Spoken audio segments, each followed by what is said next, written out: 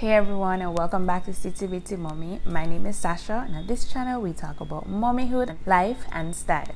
Now in this video I really wanted to talk about buying your first vehicle in Jamaica. So if you're interested, stick around because we are going to go into detail.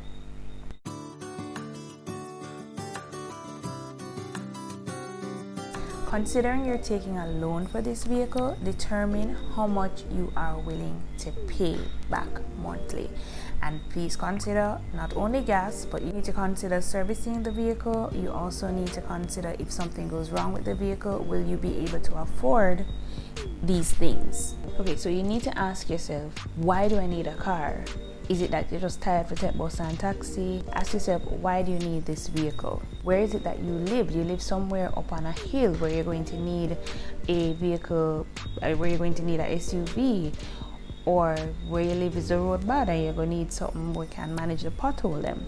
Think about it. So a lot of these steps intertwine in a sense, because while you're looking for the car that you desire, you can actually find out what your monthly payment would work out as, because a lot of these websites, a lot of the websites that post cars such as jacars.net or dealerships like JetCon will actually have a loan calculator, which will roughly give you an idea of how much the monthly payment works out as.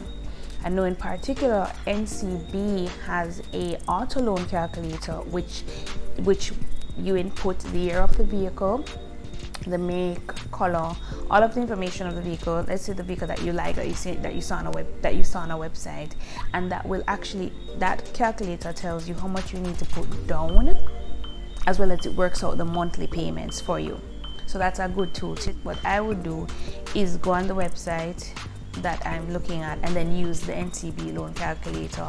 Of course, it's not going to be complete 100% accurate, but it will give you an idea, because let's say you don't go with that particular financial institution and the interest rate might be a little bit higher at another place. It still gives you a rough idea, especially with the amount that you have to actually put down. Okay, so whilst you're doing that, you're looking for the car on the website, you're also checking at the same time how much your monthly payment will work out to, and you're also getting an idea of the kind of car that you like if you don't have it as yet. I may see a Bimmer and say, this looks nice, man, and then when you hear the Bimmer price, you say, okay, maybe we need to hold a Nissan.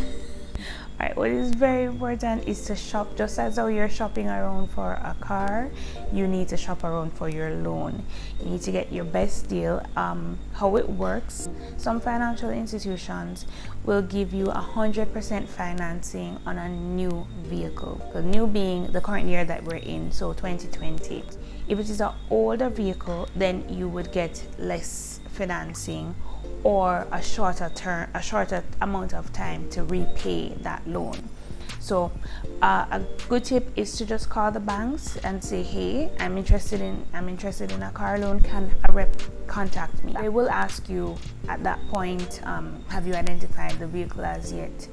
And that way, of course, they're going to put the information in their own calculator based on their interest rate and based on their fees and based on how much financing they're going to provide for you, and let you know how much how much you would be paying back monthly. And at this point, you can also ask what percentage is the loan processing fee, which is, to me, annoying. I have money more to come to you for the money, so I have to pay you money for you to give me the money. But here's what it is: you have to consider the loan processing fee, and that is normally a percentage of the overall loan that you're taking from the bank. You also need to consider the interest rate and the amount of year that you get to repay the loan. So you've identified your vehicle. You say you like this one, or you've like 3 vehicles. Go to the dealership and ask them, hey, I saw this on your website, is it available? One, and if it is, ask them to go inside the car. Ask them to go inside the car, sit in it, feel how you're feeling it, see if it fits you. See if it fits you, feel if you like it. I've seen cars on pictures and then go and see it face to face and say, oh, else is this? So go and take a look at the car. The dealerships will be more than happy to indulge you and show you as many cars as they possibly can until you find that right one. Know that you're at the dealership. The sales rep who is essentially taking care of your purchase will help you and walk you through. If you are not in talks with a representative from the bank, they can then introduce you to someone, or sometimes they know each other, so they will say, hey, you're getting a loan from First Global. Okay, I know X at First Global, we have a good relationship. The reason for this is that they are going to be communicating, the dealership and the bank are going to be communicating, because remember, you are purchasing the vehicle from essentially the dealership, but the bank is paying for it, so they need to be in communication, the rep from the bank and the rep from the dealership. So more than likely, the rep at the dealership will be walking you through this process. Now that you've identified your vehicle and you say, okay, I want this one. Some dealerships are going to ask you to put down a deposit in order to hold the vehicle, because if you like it, chances are $100 people see it and like it too, and you want to make sure that all of this running up and down that you're doing to try and get this loan all this time, to ensure that the vehicle is actually available for you to purchase. I've seen some dealerships ask for a minimum of $50,000 to hold the vehicle. But of course, that would definitely range on the dealership that you're going to and the kind of vehicle that you're purchasing.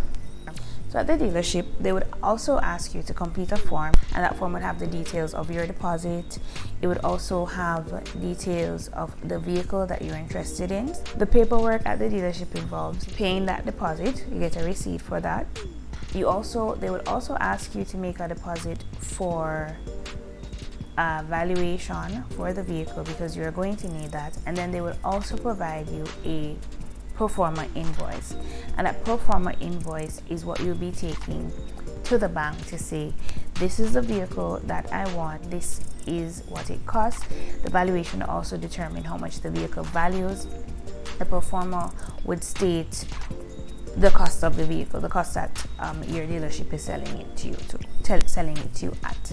Processing at the bank, of course, banks vary, but what they definitely are going to need is that valuation and the pro forma invoice from the dealership.